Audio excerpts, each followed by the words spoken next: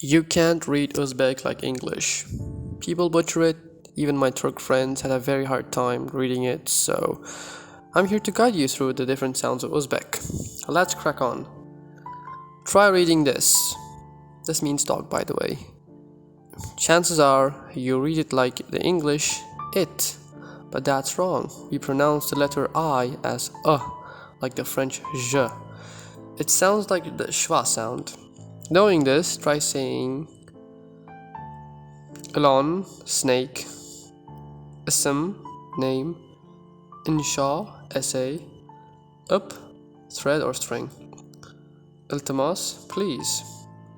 But sometimes it's pronounced as E, like rafiqa, radio, radical. The E's in the middle sometimes get pronounced as E. Alright, the next sound, here's your word, pronounce it. This word is a loan word, which you already guessed, except it's pronounced rucksack. We pronounce our R's with a thrill, like the Spanish, very smexy indeed. Now, this sometimes isn't very obvious and different people produce different sounds, but our R's are never vague, like the Japanese where they don't have L, but their R is vague and close enough that it works as an L too. Our R's never become GH either, it's in between R and R. Now say this.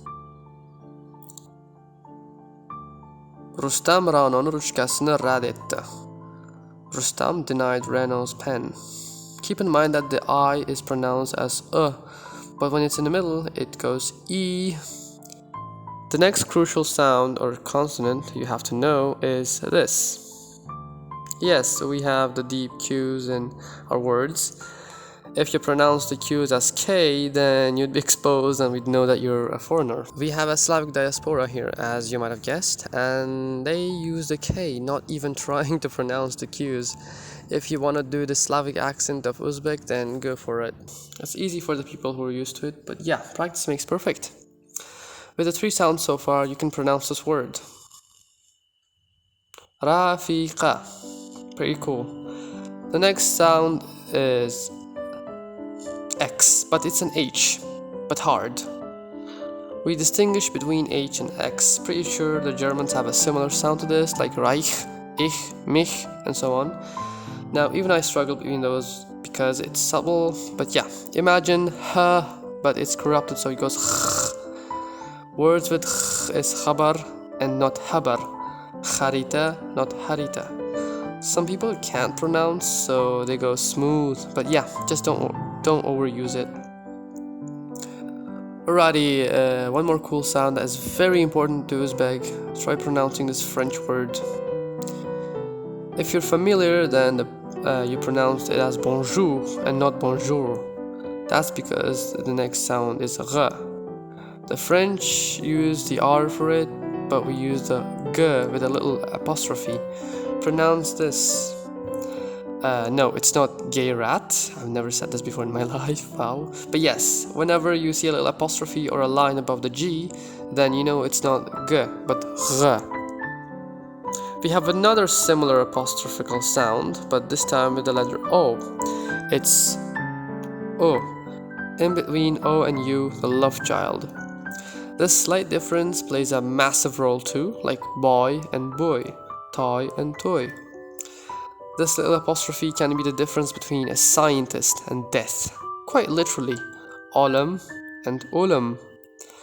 Between the verb wait and but, kut and kut.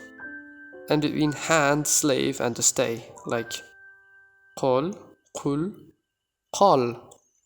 There's way more examples to be explored, but we don't have enough time, so yeah.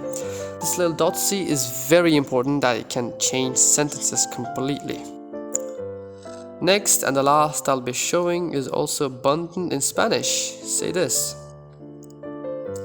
People who knows that the N is not really an N, but rather the sound ny. This sound is very useful in Uzbek too, making long words and hard to pronounce consonants easier, like keting. It's not keting, it's keting.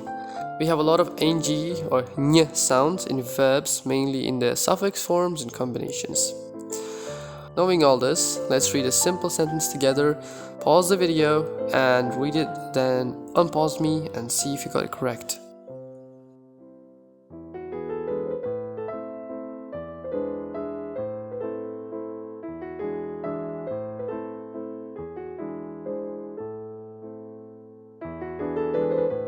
Issiq ko'chada nima bor?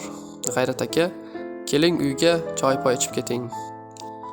If you got it right, then kudos to you. There's still a lot more sounds to learn, but the video is getting longer. Either way, the sounds we went through are the most important ones. All of them in mind, you will be able to read and pronounce Uzbek good enough. So yeah, I hope you learned something new today. I should get back into making more language videos. This sound system thing also might be true to some other Turkic languages as well, but I'm not 100% sure. And I had to make this video very short and quick because I have a sore throat and I have school, so it's hard to make videos. So yeah, thank you for watching. I really enjoyed making this and I hope to see you in the next video. Görüşünce.